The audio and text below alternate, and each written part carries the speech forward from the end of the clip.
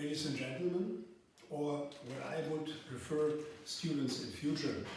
Today I'd like to introduce to you a course what we offer at Anhalt University. This course is called Architectural and Cultural Heritage. This is a master course.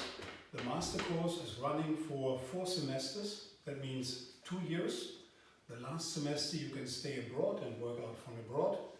But in any way, it's an interesting program because this program is taught in English language. The course is done at Anhalt University of Applied Science on the campus of Dessau. And so, of course, I should show to you where you will study. This shows this slide, and when you see the map of Germany, this map looks a little bit funny because you don't see the cities, you see a lot of points on it. And these points show where in Germany are the World Monument Heritages. And you can see that this is around about 40, 45, what is here in Germany honored as to be a World Monument Heritage of the UNESCO. And of course, 3 of them you can find in the capital in Germany. This is easy, makes sense. In the capital a lot of cultural things are focused, and so it is very logical that you will have some monuments in the capital. But it is very interesting that you can see when you look all over this map, there's one place where 3 are directly located, and this is Dessau. Here you see Saxony, and Saxony has Leipzig here. So it's just between Berlin and Leipzig. You can reach both cities very easy, some students even live there. What for 3 heritages it are? The first one is a book which is translated by Luther, and Luther makes some marks on it. This is in a library, maybe not that interesting for a lot of students, but we also have the Dessau-Wörlitz Garden Realm. It's one of the most beautiful parks, I think, in Germany. It was the first English garden which was done on the continent, and you can see the beauty of this park is really very great. Then we have the Bauhaus building, the Bauhaus heritage, because the most important time of the famous art school in the 20s, 30s was here in Dessau. And then I can directly go to the campus, because here is the Bauhaus, and you see here in one part of the building, one part of the university is inside, and here is a street, and the street at last ends at the railway station. This is very nice, because by this you can reach the city very easy, and you can go away from here as quick as you like. The buildings here show that they are very different and that are small buildings, because here is the Bauhaus, and we have the concept that the Bauhaus is of course the most important building here in this surrounding, and so we have a university of small houses. And here we can see some of them. These are the old buildings. We can see here the eldest building. It's a school building which was built around about 1910, and originally was for girls. Nowadays it's not a girls' school anymore. There are still a lot of girls, but it's the Faculty of Design which is now located in this building. This is also a very funny house. This was originally a cafe, and a lot of marriages were founded there because couples meet there for dancing. But nowadays it's another place where young people can meet and maybe fall in love with each other, but you have to do this here over books, because today it's a library. And you can see that the Bauhaus building is directly here in the neighborhood. This is another building from the 30s, which was a research building for the institute, which we also renovated and take through the University Anhalt. Oops, now I was a little bit too quickly. Here I'd like to show you the internationality of this university, because this university has around about, I would say, 60 to 70% foreign students here in Dessau. This is something what is very special. This has to do because on this campus are offered 5 English courses which mostly relate to art, design and architecture. And by this you will meet a very international community. So you will not be the only foreigner who is speaking English.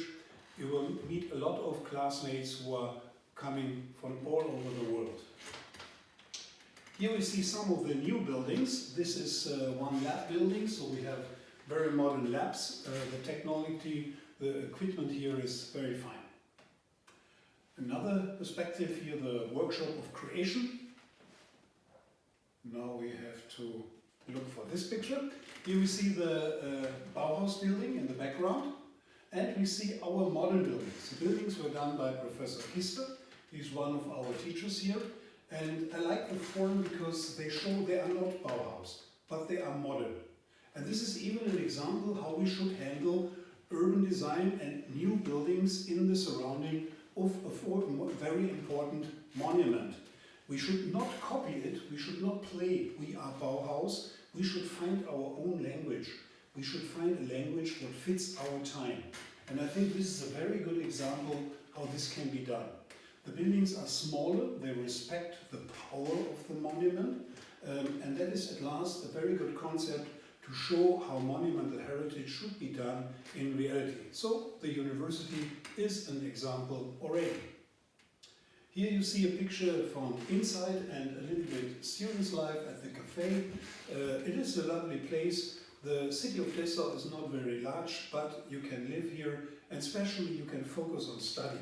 When you think about important places for universities, they are very often on smaller campuses or cities. Think at Williamstown, or think at Yale University, think at Harvard University. They are all in not such large cities. Smaller cities have a very good atmosphere to study. Now we like to show you in the beginning one work of our students. This is now a work, a visualization. We try to bring back atmosphere from the city of Dessau, which was lost mostly by bombs in the Second World War. But we can make a visualization and we can give back the atmosphere of some areas of the city. What we show here is the mayor hall of the city and the marketplace, how it was in the 20s, at the time when the Bauhaus was here in Dessau. The visualizations are important. Now we will soon have it. The visualizations are important because we need them for a lot of different purposes. Very soon it will start. I think I should give space. Enjoy.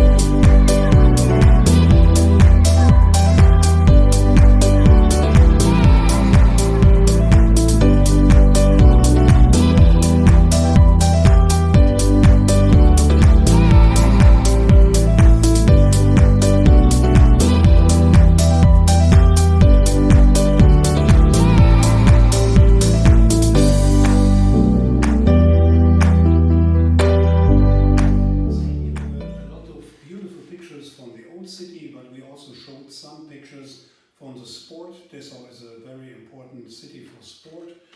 And of course we also show the conferences which are more and more important for this city.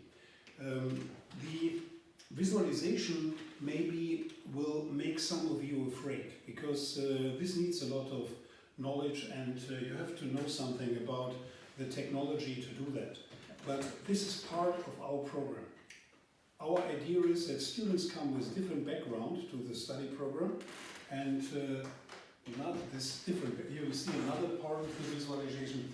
The different background is that some of them are from architecture, some of them are from engineering subjects, some are from art subjects, some are from public science subjects. So we have very different students which have a very different background. And our idea is to give them a common education to learn the basics of monumental preservation. This is our basic course. That will be around about 50%. The other 50% will be something what you chose on your own. Where is your profession, where is your background, and you make your background better to fit this major, that you are able to work with other colleagues. There is very often the question when students ask me, I'm afraid it's so much to know. Then I always say, yes, I also don't know everything. At last we need to know when we have to ask the next expert. And we are educating experts on different fields. And one field, of course, is the visualization. Visualization is nowadays more and more important, because no museum can offer an exhibition where they show one knife, the next beautiful sword, the next spear, another shield, and the next knife, and so on. No young people will not go there. It will not attract people. You have to make visualizations, you have to explain how these things were used, how they were happening, and in which context they were standing. And for this we need visualizations. To give you here an image, this is one area of a cafe, former time. Inside it looks like that. This is a construction of Hugo Junkers. The airplane, Junkers airplanes were built here in Dessau, and this engineer also worked on such constructions. Here we have the former Mayor Hall, a Baroque building from the backside. These were shops, and here the Marie Church, and behind of it, here we see the rest of the Mayor Hall, and here this we had already the Mayor Hall in front. To reconstruct that is, as I mentioned, very important for a lot of clients, also clients who like to show their city, and even in films. In films we also need such reconstructions, because you cannot make a film today about a historical event and show wrong pictures, which are not reality. People need the background as reality. So a huge market for a lot of our students, which is just beginning to develop and will surely be more and more important over the next years. Now let's go to another topic. As I mentioned, we have these beautiful gardens here in the surrounding, and here I show you a picture and a project we did with the Dessau Görlitz Garden Reel.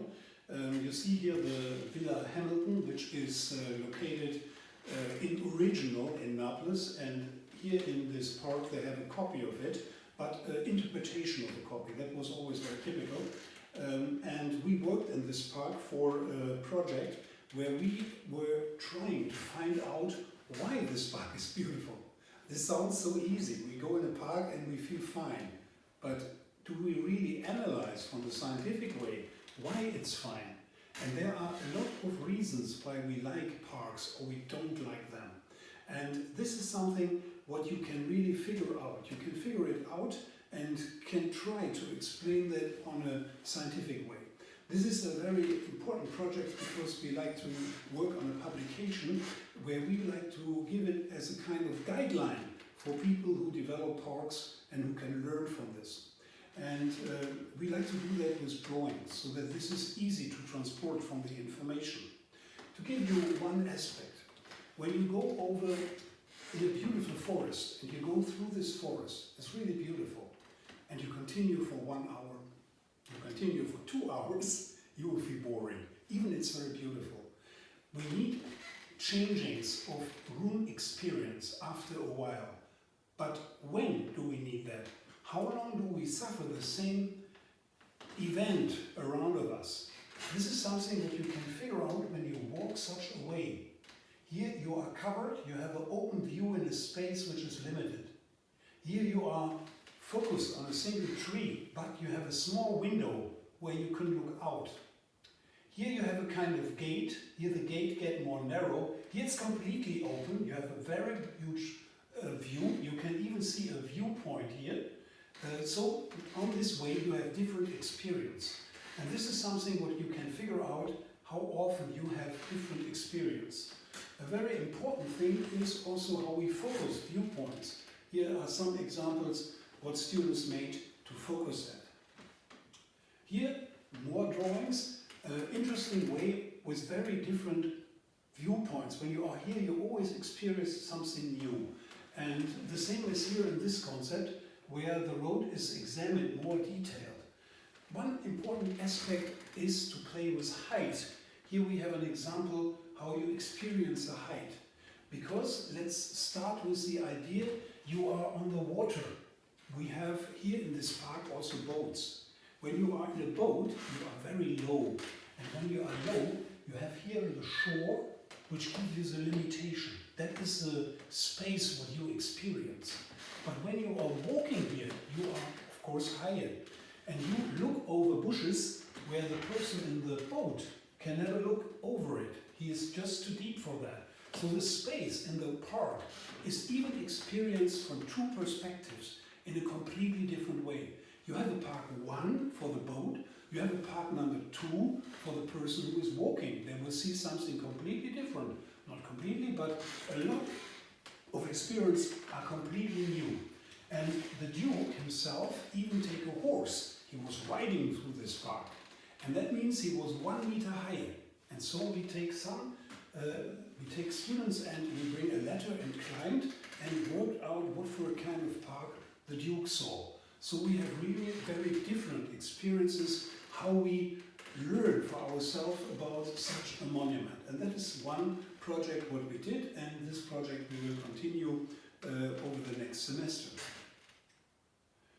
Now let's show another project which is very important, Adaptive Rise. This now is a castle, a palace building. It was an important palace building. You see the gate already. This was a gate where someone who was important lived. And from this palace we have no way how to use it today. We don't know what can be the future of this huge house. You see it's in a not such a worst condition. The material is okay, the roof is closed, it's not completely lost. When you look on the photo you even can see how different developments were done. You see that here is a huge gap, and here it's just jumping. There was another wall originally go in this direction, and this is something we also teach. You learn how to read a building, what it was in former time and how it developed over the time. This is the knowledge we need to know when we like to work on a concept, what can be the future of such a building. And here is one project where they showed it can be a house where we do seminars, and part of it can be used in this way. So we give suggestions how to reuse such a building. This has to do, of course, with architecture skills, but also with other skills, because to read a building is something as if you like to solve a criminal story, because in a criminal story it's not that different. You have a little bit evidence for this, more evidence for that, and you bring all the evidence together and find a solution. And this is in reality like a detective who tries to find out something.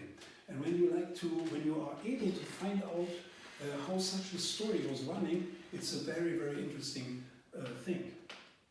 Now let's look for another project. Here the topic was to look for a factory. This is a very, a little bit quickly to go back. Here is the factory area, and factories are a very interesting topic. We know a lot of interesting projects worldwide where factories were changed to art schools, where factories were changed to exhibition halls, or even for housing, for loft buildings where you live over several floors, enjoy the height. So it's a very attractive topic, but it is a complicated topic, because factories are normally settled in areas where it is not that lovely. Inside was mostly a villa of the owner, but around of it lived the workers. So the surrounding is sometimes a problem. By this you need examinations of the urban design of the surrounding, That's what we also teach, how to handle such things. And you need a good concept, what can do with this kind of building. Now we go to the next project. This is Memli, a monastery. This is a real research project which has a very huge importance, because the family of Anhalt, you know, this province name is Saxony-Anhalt, and when you hear, so for the next picture, when you hear the name Anhalt, I think most of you will have no idea what this can be. In reality, it was a very important duke's family. They nearly could be emperor, one step missing. And this family was conquering great areas in the east, and during the time they get for marriages very attractive because it's powerful history. And the Russian Tsar married one lady which was later Catherine the Great. And Catherine the Great is exactly a member of this family of Anhalt. So it was a very important family in former times. And during the foundation period, they founded this cloister, and a lot of members should be buried there. It was an original idea, but things, as history always, has changed.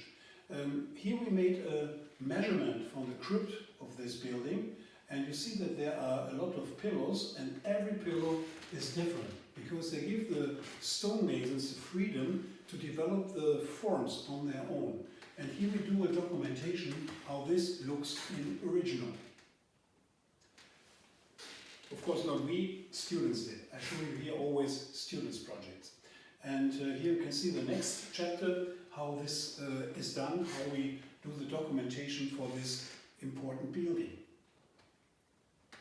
We go to the next one, color in heritage. This is something what is also very interesting. When you work on color, you have to learn a lot of. Color is a very complicated topic. You cannot, for example, bring together the colors in one city what you found in an old building. Then you will find a Baroque color, a Gothic color, and so on, but they don't fit each other. So you need an artistic concept how you can bring that together. Here it is an easier case. In this case we had a building of the modernism from the 30s, influence from the Bauhaus, which was standing in Halle.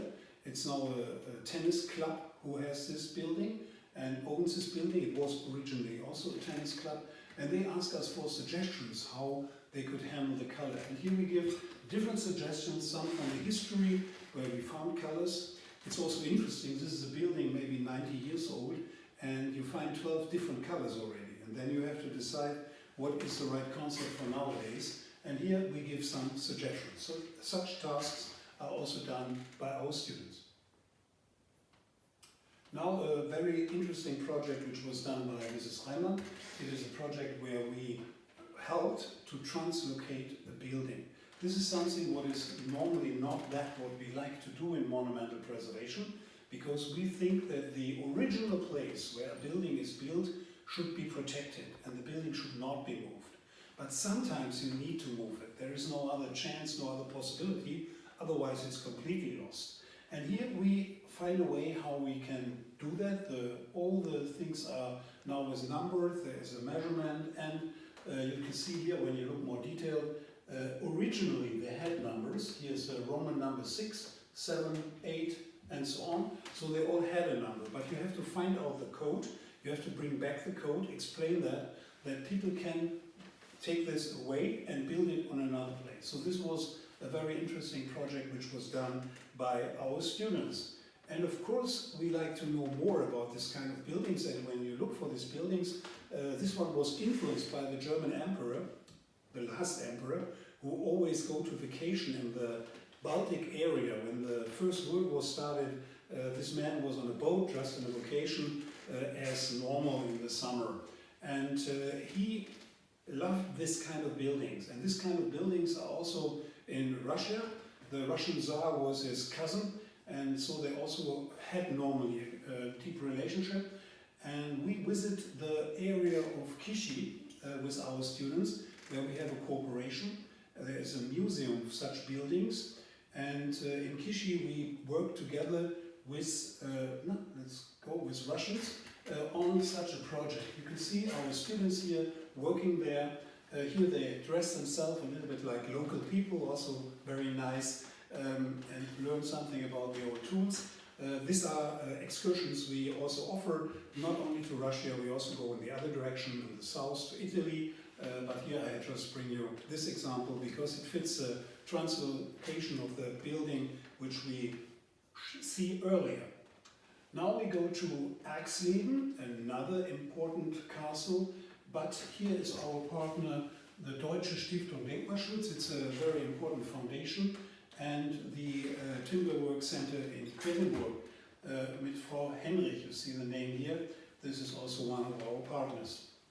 And here we see our students working, but don't be scared, the working period is very short. 2 weeks we have experience how to work on wood and by practical things, because we think it's important that students should experience that. At that moment you can discuss better with craftsmen when you are later in the profession, because our students should be leaders of such process and not restaurators. If you like to learn restoration, you have to go to another university. This is not what we offer. We offer things in restoration, and you can do a lot of in restoration if you like it. Must not do it, but if you like it, you can do more in this field. But at last, we are not educating restorators. We educate the people who guide the restorators. We educate normally the leadership of the process in monumental preservation. This is a project which was done with Professor Wu together. You see the students look a little bit mad in front of the Bauhaus. A little bit madness always fits the Bauhaus. Gropius would have liked it to have this madness, but the real background of this project is in reality the art of Oskar Schlemmer. Oskar Schlemmer, who occupied the stage and offers theater in a modern way. And here our students try to transform that in our time and try to continue these ideas. This is, of course, now a question, what has this to do with monumental preservation? A lot of. Because when we are not able to make our monuments with events alive, no one cares. So one very important part is that we offer students to learn more about how to promote a monument. This has to do links with tourism, because tourism is something what makes the monuments alive. That brings the money for the monuments, that they are respected. Such events bring the clients to monuments, that they understand, or the public understands, there is a monument where we have to take care of. It belongs to us. When a monument is sleeping and no one does anything, only repair for something, it lasts for nothing, the monument will be lost. So to make monuments alive is one of the important things what we also teach by different projects, which can be frozen freely. It's not a duty to learn that. Duty to learn is a little bit about stone. We also are not preparing you to be a master mason, but we have a master mason, Mrs. Brotman, who will teach you and show you, not now too quickly again, and will show you how stone is handled. This is also important because worldwide we have a lot of stone buildings, and you should learn about the process, how to handle that. See this nice woman, she's working there very hard. She did a really nice job, and at last you have to understand that when you work in monumental heritage, but as I mentioned, it's not to make you a stonemason, just that you are able to discuss with people. I learned that professionally, and it very often helps me to show people how to do that in the process of monumental preservation. Now let's look for the next project. This is a project where I'm responsible, Mrs. Reimann and Mrs. Blum. In this project we were examining Bauhaus furniture. I take the next picture. We were looking for photographies from Bauhaus furniture, wooden furniture, which was done during the 30s. But they are only photos. Then you have to find out the size. Then you have to find out the details. How is this linked at that time? How they did it? You have to look for books which they had. You have to look for examples which are existing and bring this knowledge together. And then we do a documentation, how they did this. After we do a documentation of several, we will choose one and build it in our wooden workshop. This is a lot of fun, maybe even not necessary to do that, but a lot of students like it that they later also have this result to see how this was done. This is, for example, the chest from Hartwig, which we built here. This, of course, you know that it's Rietveld, it's not Bauhaus, it's the style. This is Kehler, it's for babies. I don't know if babies are happy in it, you see nothing, but it is beautiful. And so I think this is just a nice project, what we also offer for our students. And of course we have the classical restoration. This is for students who like to know that. You don't need to go there. But a lot of students like to learn something about the wooden restoration. And so they are working on windows or doors and learn how you can restore wooden pieces. We take simple examples, but at last you learn how to do that. Now another project, this has to do with interior design. Here we changed the room because they don't like this kind of furniture anymore, and they were thinking how to do this in another way. And by this we asked experts. We are not a theology faculty, we are monumental preservation, so we work together with theologists to give us their ideas, and then we try to respect their ideas and found new ways of organization, and we designed the elements of this building. This is, could also be a mosque, could be a temple, but here we worked on a church project in Dessau, very close to us, as an example how to change in the building and respecting the building, find new ways of architecture, interior architecture in such a house. These lovely guys are the people who will take care of you. This gentleman you know already, it's me, and here you have Mrs. Hufnagel. Mrs. Hufnagel will take care of all the administration process, and she is supported by Mrs. Blum. This is the team at last which will help you. And finally, I give you a very important thing. I give you our email address. This is the address where you find more information about us. You also find the contacts, you find how to apply to this course. So I really would like to see you here. This course, as I mentioned, gives you a lot of different offers. You can specialize on fields where you like to specialize. I think it's a very interesting offer for everyone who loves a little bit old buildings, who can see his professional chance in context with old buildings, with monuments, and it's surely a very bright and interesting field where you meet a lot of nice people. Thank you very much, and maybe welcome you to our beautiful Dessau.